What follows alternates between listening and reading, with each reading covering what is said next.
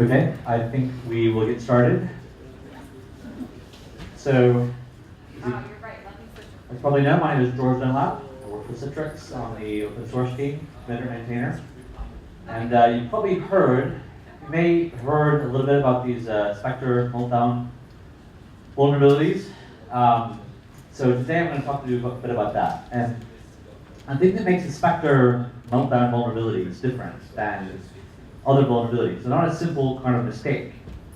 The Spectre style flaws are a violation of some fundamental assumptions which processor architectures have been, architects have been making for 20 years. So my goal for this talk is to help you guys understand how the Spectre vulnerabilities work, understand how vulnerable Xen is and how vulnerable Xen isn't, and to help you understand what kind of mitigations that are available and how to use them. So in order to accomplish those goals, we're going to talk about what speculative execution is. We're going to talk about how the vulnerabilities work. We're going to dig into the details of how some of the specific vulnerabilities actually work. We're going to talk a little bit about how difficult they are to take advantage of in practice. And then we're going to talk about a solution we've been discussing called a working title of Panopticon, which is a solution which should be able to help a broad class of Spectre-style attacks. Right, so what is speculative execution? So speculate means to guess, execution means to do something. So speculative execution is doing something based on a guess. And in fact, we do this all the time in real life. So we're about to do something and we need to know whether A or B is true, and we just make a guess about which one is true and start doing something based on that, right? So for instance, I may say to my friend, hey, do you want a cup of coffee? And before I get the answer to that question, I start to open the cupboard and grab the cup. And if he says yes, then I'm halfway through getting him his cup of coffee, and if he says no, then I can just put the thing back, right? So that's speculative execution in a nutshell. How this works for processors is a thing called instruction level parallelism. So modern processors gives the illusion that you have one thing going on at a time. Instruction, instruction, instruction, instruction. But the fact is, even those instructions are broken down into little sub-operations, and then those sub-operations are rescheduled and done in parallel as much as possible. But sometimes there are certain kinds of operations which you can't know, you can't kind of reorder, or maybe the result of a memory read, maybe the outcome of a complex calculation. So to decide what to do going forward, you have to have, it depends on the result of a previous operation, which is going to take a long time to execute. And so at that point, the processor will speculate. It'll make a guess about how the operation will turn out, and it'll just start executing based on that guess. And then if it turns out that guess is correct, then great, it's made progress and it hasn't wasted any time. If it turns out that guess is wrong, then it goes back and undoes everything that has been done. And modern processors can actually speculate hundreds, thousands of instructions into the future. So, how do the speculation attacks work? So, let me just give you a kind of a, imagine, okay, I don't know how many of you here are fans of sci-fi, okay? So, imagine you had a device with a button on it, and when you press that button, it forks off an alternate universe. And for the next 30 seconds in that universe, whatever you try to do will magically succeed. Every door will be unlocked. Every password you type in will magically just go forward. Every time you talk to a security guard, he'll say, yes, go ahead. So for the next 30 seconds, you can do whatever you want. And after that, the alternate universe disappears. And you go back to the point where you just press the button, and you've forgotten everything that happened in that alternate universe. Okay, so you might think, okay, if I press the button and I have 30 seconds to do whatever I want, will all my things succeed? But then when I go back to the point where I press the button and I forget everything that I learned or everything that I saw in that alternate universe, then what's the benefit of that? Okay, it seems kind of useless. Well, it is useless unless there are things which you can do in that alternate universe which will leak back into the real universe, right? So for instance, say that the heat of objects was leaked from the alternate universe into the real universe, right? So one thing I could do is to say, okay, I want to know if Doug here has been is looking at Facebook while he's watching my talk. So I pick up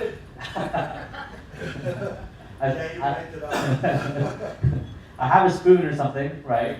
So I put it on the thing. I feel that it's cold. I press my button. In my alternate universe, I walk over and look at Doug's screen and see, aha, he is looking at Facebook. And then I pick up the spoon and warm it up with my hand, okay? And then when the 30 seconds is up, bam, I'm back to where I push my button. I go touch the spoon again. If it's cold, okay, Doug has been, doing the right thing. He's not been watching Facebook. I touch it and it's warm, then, I have this bit of information, and he's none the wiser, okay? So I'm not sure if that helps at all, but that's basically how the speculation attacks work. So here's a template, sort of a basic template for a speculative attack, okay? So here we're trying to, we have a target address that we want to read that we're not supposed to be able to read, okay? That the hardware in the real universe will prevent us from reading. And we want to read 8 bits of that address and put it into the result, right? So set the result equal to 0, do things one bit at a time, evict cache line A, fork our alternate universe. And of course, that's how you actually do that for each attack is very technical and very different. But fundamentally, you fork your alternate universe so that you're in speculation. In speculation, you access the address that it's not possible to actually address, and you're not supposed to be able to actually access. If bit n of the address is set, you load the cache line. Then after the alternate universe fork goes away, you check to see if you've cleared it here. You check to see if the cache line is loaded. If the cache line is loaded, then you set that bit equal to 1. Okay? Now this is obviously gross oversimplification, but this is the basic idea of how the speculative vulnerabilities work. So basically, the first false assumption is that rolling back the architectural state prevents information leaks, right? So when you do the speculation rollback, it rolls back all the architectural state, all the registers, all of the instructions, and make sure that all of the memory operations, all the memory writes have been canceled. However, it doesn't roll back a lot of the other state, sub-architectural state. So the cache state, TLB state, and other things like that have not been rolled back. But these states, the state of the cache, can both be manipulated and detected. So that's the first fundamental assumption that's been violated. The next false assumption is that the guesses cannot be reliably manipulated. And as we'll see, how you actually do the manipulation is different for each attack. But the fact is that most of these guesses that the processor does are pretty deterministic and can be fairly reliably manipulated to guess the way that the attacker wants to guess. So we have we have two requirements for attack. So we have to have some bit of speculation, which can be reliably manipulated, and we have to have what's called a gadget. So gadget means a sequence of instructions. A gadget that can, in speculation, be reliably induced to read privileged information and leak it somehow to the unprivileged guest. Now, there are two different basic kinds of speculative vulnerabilities. So when I look at the vulnerabilities, to me, they're sort of divided into two classes, okay? So the first is unprivileged speculation. Unprivileged speculation means that during speculation, unprivileged code is able to access information that it never should have been able to access, that in the real universe, it's never able to access. And the reason I put this in red is because what this means is the attacker can supply her own leaky gadget.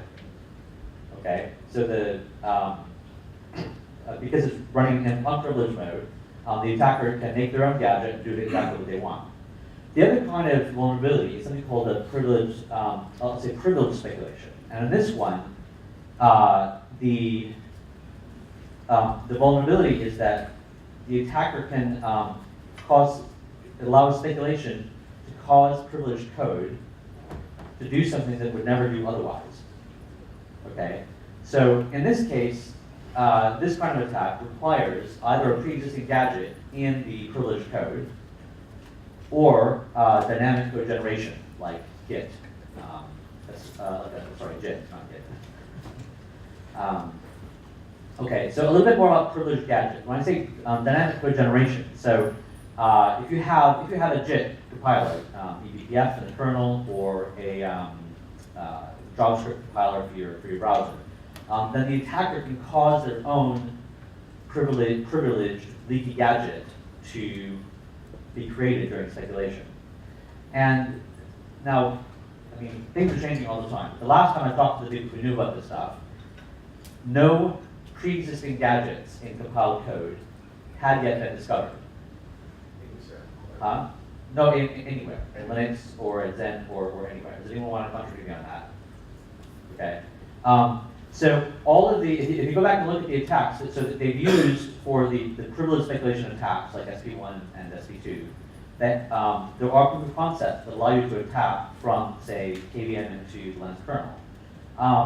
All of those attacks use, all those proof of concepts use dynamic code generation, like eBPF, okay? No one, as far as I know, this is what I was told, so if someone else knows better, please let me know. Let us know. So far, there have been no pre-existing gadgets discovered in Linux, and they've been looking for about a year now. So at the moment, if you don't have JIT, then you're probably not vulnerable to privileged speculation. Okay, and of course, people are getting better at this stuff all the time, so that may be true at the moment. There may be black hats out there that know this is false, and in 6 months or a year, we may have, the rest of us may find out as well. But for the moment, no JIT means you're probably not vulnerable to the privileged speculation attacks. So the next thing is, okay, what kind of information can be leaked, and how is it leaked? So SP1 through 4, the main thing that we're concerned about is the content of mapped memory. Okay, so basically anything that the privileged code can access, then the speculation can access and leak. And at the moment, Xen maps all of host memory in its virtual address space by default. And so a successful attack on Xen is able to read any bit of host memory. Now there's one, so most of the attacks fall under this category. There's one other attack which has been recently published, a lazy FPU one, which allows you to read the contents of another domain's FPU or XSAVE state. Okay? And you might say, well, okay, I can see what kind of calculations that do. Who cares about that? Well, the problem is that the XSAVE state often contains cryptographic key material or derivatives, which can either leak keys or significantly increase the speed of brute force attacks. Okay, so what vulnerabilities are currently public? Okay, so the first one, the easiest to describe, is SP3, also called Meltdown. So the vulnerability in SP3 is that, so in page tables, you can run in either kernel mode or in user mode. And virtual address spaces can be tagged. This is kernel-only mode address, or this is the user mode address. And if you're running in user mode, you're not supposed to be able to access the kernel mode. Well, on Intel processors, the supervisor level checks were just not done during the speculation phase. Which means that user level code in speculation can read any part of memory that is mapped. And of course, so in the case of Xen, sorry, is there a question? So this means it comes under the unprivileged speculation, right? Right, yeah, so that's why it's right, yeah. So this comes under the unprivileged speculation. So HDM guests are not in the same address space as Xen. So HDM guests cannot attack Xen with this attack. But PD guests are in the same address space as Xen. Okay, so PD kernels run in ring 1. Actually, PD user space run in ring 3. And Xen runs in ring 0 under the classic PD mode. Which means that in speculation, even a user mode guest can read any bit of memory that Xen has mapped. And since Xen has all of those memory mapped, that means they can read any part of memory on the system. The solution to this one is XPTI. It's basically the Xen equivalent of KPTI, which is whenever you switch into a PD guest, you have to remove all of the Xen mappings. This is obviously somewhat slow. We've been doing a lot of work to make it improvement, but that's the basic solution for SP3. SP1, this is kind of a, I mean, the thing about some of these things as an operating system writer is a bit of a brain bender, right? So SP1 is called, they call it bounds bypass, right? So you might have a frequent sort of a thing inside of your a hypercall or a system call, right? So you have a buffer, and you want to make sure that the buffer is that you have an index that comes from this passkey from the user space, the unprivileged guest. So you want to check to make sure that the index of the index of the thing fits inside the buffer. Okay. Well, this if statement is covered by a branch predictor, and the fact is that the vast majority of time, almost all the time, 99.99% of the time, when you make a system call and there's a boundary check, then the check is true. Like, why would you make a system call that you know is going to fail, right? Most system calls actually do succeed. And so, almost all the time, the branch predictor will get to this point and say, well, you know what? I don't know if I is less than bus size, but it almost always is. So I'll just speculate as though it were. And then, during speculation, so if you make the system call with I being some arbitrary value, whatever large value you want, you can cause this X to read anywhere in host memory, right? So this bit of code would be some bit of code that would be running inside of Xen, and the result would be if you can cause X to read whatever read you want, and if there's a bit of code that will also leak X out somehow, if there's a leaky gadget, then you can read whatever code there is in Xen. So during speculation, I could be an arbitrary value, which means buffer would be an address of the attacker's choice. So again, this is it's yellow, which means it's the privileged speculation attack. And the strange thing about this one is there's essentially no possible mitigation. If we gave up, the only way to give up to work around this one would be to disable branch prediction altogether. And if we disable branch prediction altogether, I mean, we're talking about going back to sort of like early 90s performance for CPUs. It's just not going to be feasible.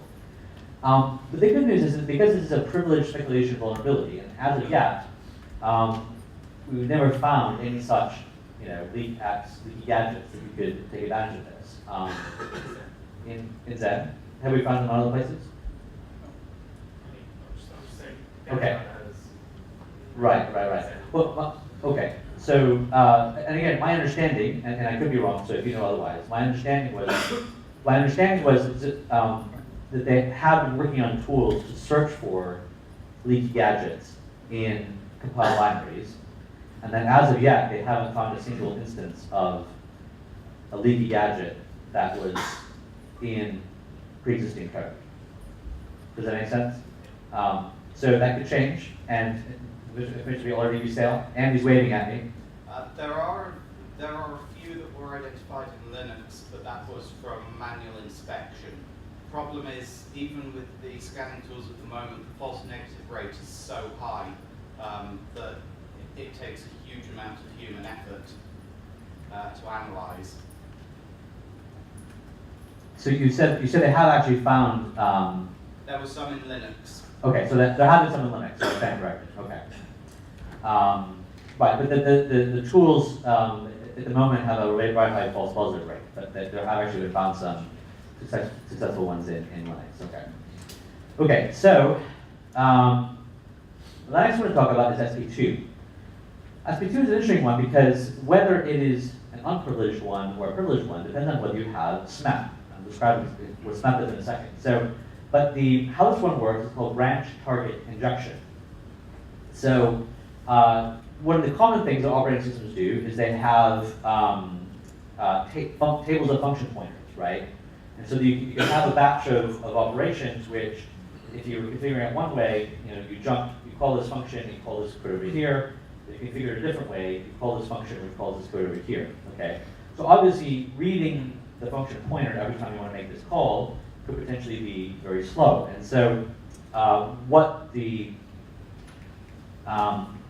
processors do is they have what's called a branch target buffer. So just like they have a branch predictor which says, oh, we're going to go left or we're going to go right, they have a branch target buffer, which is, we get to this point, it's an indirect function call, and it says, well, the last time I was here reading this at this address, where did I end up jumping to? Oh, look, I ended up jumping to here. And we just jump there. And speculate about the address of where the branch target is going to be. However, when it checks the address, it says, well, I'm here at this point, I'm jumping from, where am I going to jump to? On a lot of the processors, it only checks the first 12 bits, which means that if you know in Xen, okay, here's an address where an indirect branch is made, you can map an address in your user space address space with the last same 12 bits, and then just poison the branch target buffer with your own target. And then when Xen is doing that indirect call inside of Xen, it will jump to the address that the attacker decided. So and the pseudocode for this one is a bit weird, but basically the attacker is able to set the function pointer to their own address, and then basically get the privileged code to call their address. Now, the reason, and whether this is unprivileged or privileged, depends on whether you have SMEP enabled. So SMEP is supervisor mode execution prevention. It's a relatively new feature that means that, so if SMEP is enabled, then the processor will not execute code that is from pages which are marked as user mode. If you're in supervisor mode, you will only be able to execute code which is marked as supervisor mode, not as user mode. Which means that if SMEP is enabled, the attacker target must be somewhere inside the pre-existing, somewhere inside the privileged space. It must be somewhere inside of Xen, which means we have to have a pre-existing gadget. If SMEP is not enabled, then you can set the target to whatever you want, including somewhere in the user space, which again means you can essentially execute, in speculation, you can execute your own code and write your own gadgets. Yes? That one is harder, right? The second one, without the without the like attacker target being the user space code, because it's not supplied. Like somebody, like third party, some application has to be there to execute that instruction. Am I right? Like between the two variants. So the yellow one is more difficult because you have to find pre-existing code inside of Xen. The red one is easier because you write your own gadget, and then you trick Xen into executing your own gadget.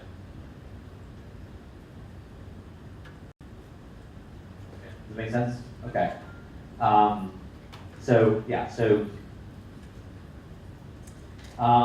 Mitigations. There's a couple different mitigations, and again, a lot of these things are quite simplified. I just don't want to get into the gory details. I want to give you a general idea how this stuff works so you can look up the things for yourself. But the mitigation one is essentially to flush the branch target buffers. So you erase the poison branch buffers that the attackers have been able to write. And this requires new instructions, which requires new microcode to be loaded into your processor. The other mitigation is a technique called retplaying.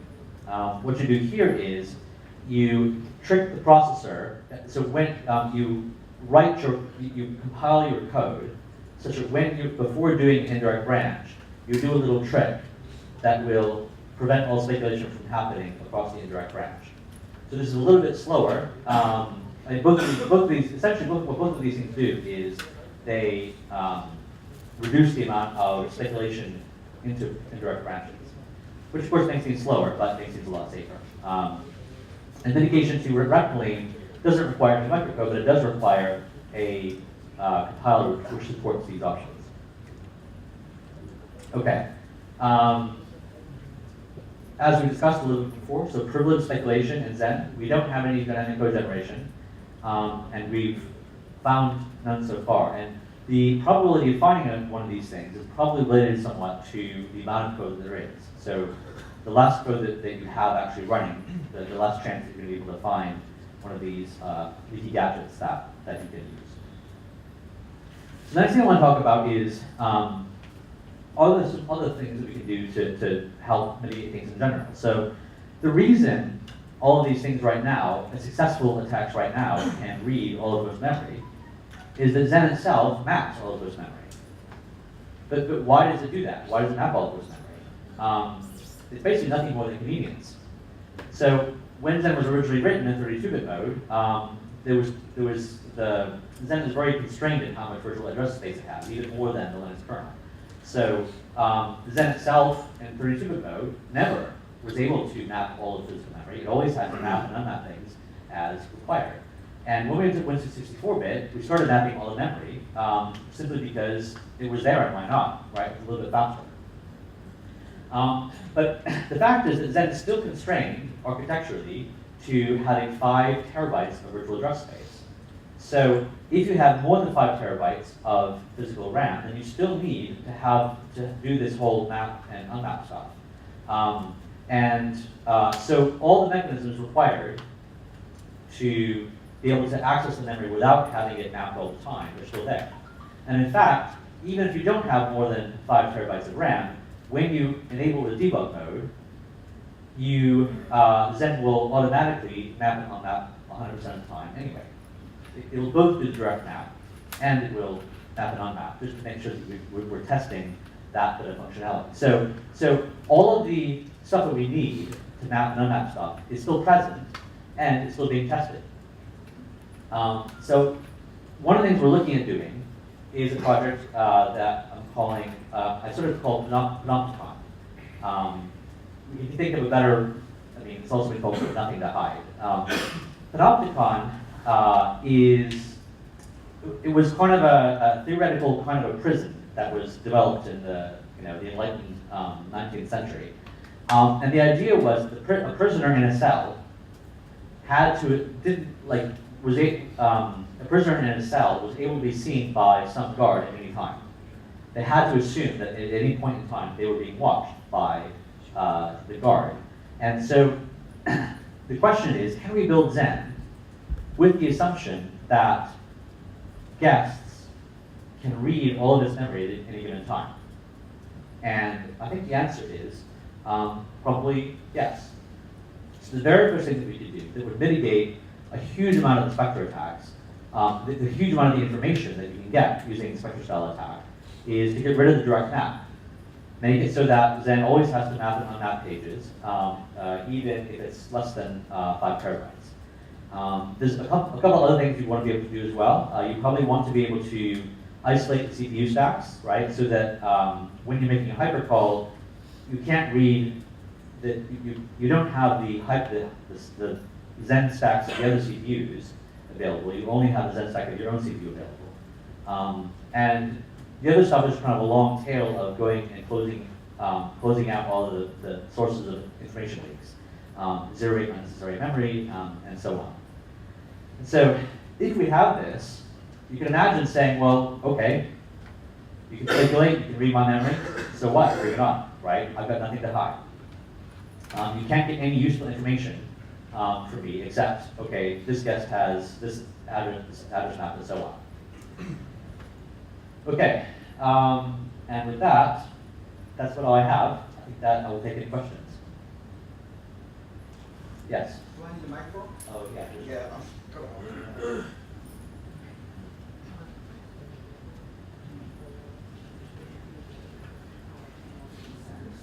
Regarding just only about the Spectre attack, as you mentioned, there's no dynamic code generator in Xen, and Yeah. there's no gadgets found. So can I understand that it's sort of like Xen is immune to Spectre attack, and we don't need to care about it?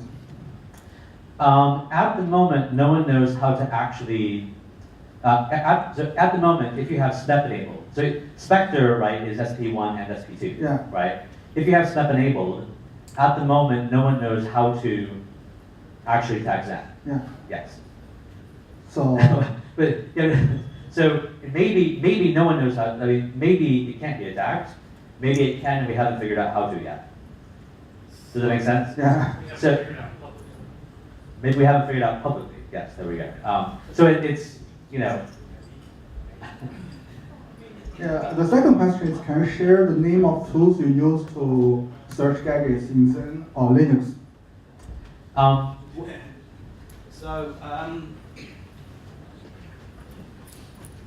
Synopsys, who write Coverity, are putting a lot of work into this at the time.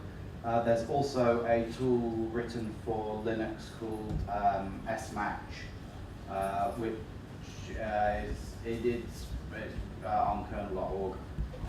That is a semantic parser of C, looking at the abstract syntax tree and doing matches on that. So that's the main source of information for Linux at the moment. It's still rather complicated. Okay, does that answer your question? And the Xen is the same. Yes. It's the generic tools, I take it, that look at C code. So it can be used either for Xen or for Linux or whatever you want. Okay. But there's another. I'll let you choose that. But isn't that another aspect of it? Because fundamentally, even if Xen is immune, some of the workloads, I guess, still may not be. And so you have to pass some of the functionality to enable them to mitigate through. So that's, I think, a lot of the work we've been doing around some of those mitigations to make sure that guests can stay safe. Is that correct? I couldn't Yeah, possibly that's speculate. Yeah, so that's one aspect that I haven't really covered, is allowing guest users to protect, guest kernels to protect themselves from guest user space. Yeah, Doug, did you have a question?